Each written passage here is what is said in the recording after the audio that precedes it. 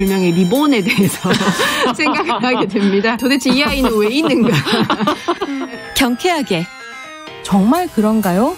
외신도 당황한 거죠. 이 사건을 보고. 예. 도대체 한국에서 무슨 일이 벌어지고 있는 거냐. 이거 한국의 성보수주의 때문 아니냐. 할 말은 하면서 같이 고민해보겠습니다. 세상을 보는 따뜻한 시선. 정용실의 뉴스 브런치. 네, 정용실의 뉴스 브런치 듣고 계신 지금 시각 11시 31분입니다. 필환경 시대를 맞아서 기후변화의 심각성을 되새겨보고요. 환경 이슈 살펴보죠. 환경하자 서울환경운동연합의 이우리 팀장 자리해 주셨어요. 어서 오십시오. 네, 안녕하세요. 자, 지난 한 해 환경 관련 뉴스가 참 많았고 이제 2022년이 시작이 됐습니다. 네. 네, 어떤 이슈가 있을까요? 사실 이제 2021년은 코로나19 관통을 하면서 쓰레기 문제에 대한 사회적 인식도 많이 높아졌던 것 같고요. 맞아요. 또 탄소 중립을 위한 정부나 기업 또 민간의 차원에서 뜨거운 논의도 이어졌던 한 해였던 것 같습니다. 올해도 이제 이 탄소 중립 논의는 계속 이어질 것으로 보여지고요. 네. 이 쓰레기 문제에 대한 법이 또 강화되었거든요. 그러면서 여러 정책도 같이 수반되는 부분들이라 여러 변화가 일어날 것으로 기대되는 한 해입니다. 자, 그렇다면 지금 말씀해 주신 쓰레기 문제에 관련된 법이 강화됐다. 내용을 좀 살펴봐야죠. 어떤 법이 어떻게 강화됐는지. 네, 일단 지난주에 한번 찝어드리긴 했었는데요. 예. 자원 재활용법에 따라서 공동주택 지역에서 우선 시행이 되던 투명 페트병 분리배출 제도가 단독주택 지역으로 확대 시행이 됩니다. 네. 요거는 이제 12월 25일부터 이미 시행이 되었었는데요. 이제 지금 한 열흘 정도 지난 거예요. 네, 최근 기사 좀 찾아보니까 홍보가 좀 잘 되지 않았는지 조금 잘 안 되고 있더라고요. 잘 안 되고 있나요? 그래서 네. 이제 이 부분들도 이제 단독주택에 이제 거주하시는 분들도 이제 투명 페트병은 내용물을 또 깨끗이 비우고 분리배출에 참여를 하셔야 되기 때문에 라벨도 떼고 그것도 그쵸. 압착을 해가지고 내놓으시잖아요. 네, 가능한 쭈그러뜨려가지고 네, 딱 찌그러뜨려가지고 네. 뚜껑을 닫아가지고 뚜껑 별도로 닫아서. 분리배출을 하시면 되는 거고요. 예. 이렇게 별도로 분리되어서 이렇게 배출된 투명 페트병은 질 좋은 재생원료로 이제 재활용될 예정입니다. 예. 자, 이거는 이제 지난번에 한번 언급을 해주셨으니까 두 번째 언급이니까 기억을 해주십사. 네, 한 번 더. 하고 네. 더 말씀을 드린 거고 단독주택 지역으로 확대되니까 그 전에 안 하셨던 걸 지금 챙겨서 하셔야 되는 거니까 처음에 그쵸. 좀 불편하지만 저희는 공동주택을 사니까 이미 오랫동안 해오고 있어서 맞아요. 네. 한 번 습관을 또 들이니까는 하게 되더라고요. 금방. 되게 자연스럽게 하게 되죠. 그 첫 번째가 좀 힘들어서 그렇지. 맞아요. 네. 예. 또 달라진 게 뭐 있는지. 지금까지 실제로 이제 재활용이 안 되는 포장재임에도 불구하고 별도의 표시가 없어서 사실 이제 국민들이 이렇게 재활용을 할 때 좀 혼란을 가중시키는 그런 있어요, 포장재가 많았어요. 예. 근데 이렇게 이제 배출된 재활용품 이 아니지만 이렇게 배출된 것들은 재활용 공정 단계에서 폐기물로 처리되어서 사실 비용적인 측면도 그렇고 인력적인 측면도 사실 가중되는 것도 맞는 거였거든요. 다시 또 분류를 해야 되는 거군요. 그렇죠. 그래서 이런 실제 재활용이 안 되는 포장재들에 대한 별도 표시제가 시행이 됩니다. 이게 1월 1일부터 생산되는 신제품 포장재부터 적용이 될 예정인데요. 그러니까 좀 더 정확히 예를 좀 들어보면 네. 대표적으로 뭐 샴푸나 로션을 담는 펌프 용기 같은 경우는 사실 재활용이 안 되거든요. 안 돼요? 근데 네. 플라스틱으로들 많이 내시는데. 그렇죠. 이게 펌프 용기 그 자체를 이제 겉으로 봤을 때는 사실 모두 플라스틱처럼 보이잖아요. 근데 이게 펌프와 몸체가 분리가 된다면 몸체 같은 경우는 이제 플라스틱으로 분리 배출이 가능해요.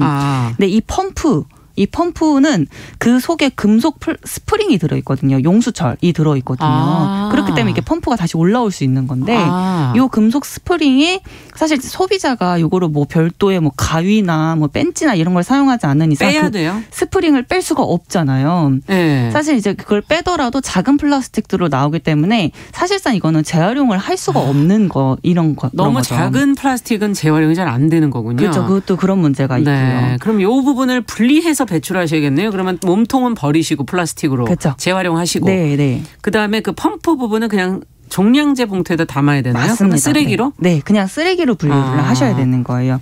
그래 이렇게 하게 되면 사실 소비자가 또는 국민들이 이거 분리 배출을 하는 단계에서 이런 것들이 좀 더 정확하게 이루어지기 때문에 이 재활용 공정에 넘어갔을 때 좀 더 원활하게 할 수 있는 부분들인 거예요. 그래서 이렇게 포장재 구성 부분에 금속 같은 타 재질이 혼합되거나 또 도포나 첩합이 되어 있는 경우에는 이거 이제 소비자가 해당 부분을 분리를 할 수가 없는 경우의 포장재는 종량 영양제 배출이라고 별도 표기되거나 또는 재활용 불가로 표시가 될 예정입니다. 이왕이면은 이런 것들이 혼합되지 않은 재료들로 좀 써주시면은 더 좋겠네요. 굉장히 맞는 말씀이에요. 사실 그냥 단일 재질로 만들어지는 게 사실 재활용할 때는 가장 제일 좋죠. 좋은 거죠. 자, 그럼 또 생태환경 이슈로 또 가보죠. 네. 작년 7월에 기쁜 소식 하나 전해드렸었는데요. 한국 갯벌 총 5곳이 유네스코 세계 자연유산에 등재되는 기쁜 소식이었습니다.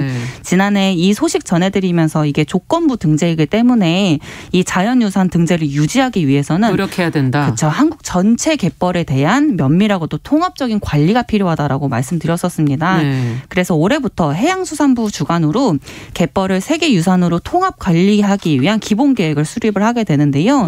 이 기본 계획 안에는 유산 보존을 위한 제도를 정비하거나 뭐 새로운 법과 제도가 필요하다면 그런 것들을 신설을 하고 또 조직이나 인력이나 현장 시스템이 어떻게 강화되어야 하는지 그런 계획들을 담긴 세부적인 전략을 세우게 됩니다. 그리고 또 추가적으로 국제 협력도 강화할 예정이라고 하고요. 네, 우리 뭐 지금 재활용 쓰레기 관련 법도 살펴봤지만 생태 문제도 또 국민들이 관심을 가져주셔야 이게 또 계속 유지되는 거니까요. 맞습니다. 자, 앞서 기후위기 관련 이슈가 이제 중요하다라는 얘기는 늘 해주시는데 올해는 그러면 어떤 게 있을까요? 또 작년 9월에 탄소중립 기본법이 제정이 됨에 따라서 이 법이 올해 3월부터 시행이 될 예정이거든요. 이 탄소중립 기본법에 의거를 해서 주요 국가계획이나 개발 사업에 대한 기후변화 영향 평가를 실시를 하게 될 거고요. 그리고 또 기후위기 대응 재원을 확보하기 위한 기후 대응 기금을 운영하고 또 시행을 하게 됩니다. 이 법을 통해서 사실 사회 전 부분에서 걸쳐서 탄소 중립을 실현하도록 정책을 또 구체화하고 시행을 하게 될 텐데요. 이런 부분들이 이제 기후변화 영향 평가도 그렇고 기후 대응 기금도 그렇고 그래서 정부나 기업이나 사실 민간 차원에서 이 법이 미치는 영향이 좀 클 것이라고 보여져요. 네. 그리고 또 하나 기후 에너지 부분에서 중요한 부분인데요. 올해 상반기에 제10차 전력 수급 기본 계획을 수립을 할 예정입니다.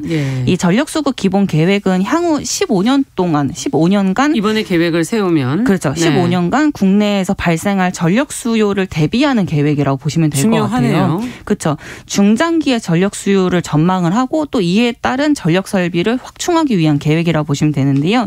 요거는 2년에 한 번씩 계획을 수립을 하는데 이번 이제 10차 전력 수급 기본 계획에 이 최근에 발표한 2030 국가 온실가스 감축 목표나 또 2050년도 탄소 중립을 시나리오를 또 구체화하는 작업들이 같이 이루어질 예정이라서 이 논의도 좀 뜨거울 것이라 보여집니다. 그러네요. 이제 이런 목표들이 구체적으로 이제 이 안에서 어떻게 만들어질 거냐가 담기는 것이기 때문에 상당히 중요하겠네요. 올해 뭐 아무래도 또 선거들이 지방선거까지 쫙 있기 때문에 그렇죠. 올해 엄청 큰 이슈죠. 대통령 선거랑 지방선거가 있잖아요. 여기서 중요한 거는 공약 아니겠습니까? 지금 공약이 제대로 나와서 국민들이 다 알지를 못하셔서 답답해하는 부분들이 있는데. 그렇죠. 제가 조만간 이제 이 환경 공약은 어떻게 되는가를 좀 해보려고 하는데요. 해주셨으면 좋겠어요. 또 특히 또 기후 위기가 또 많은 이슈를 가지고 있기 때문에 이 기후 환경 공약은 어떻게 될 것인가가 사실 저도 궁금합니다. 그렇죠. 미래 세대랑 또 연결돼 있고요.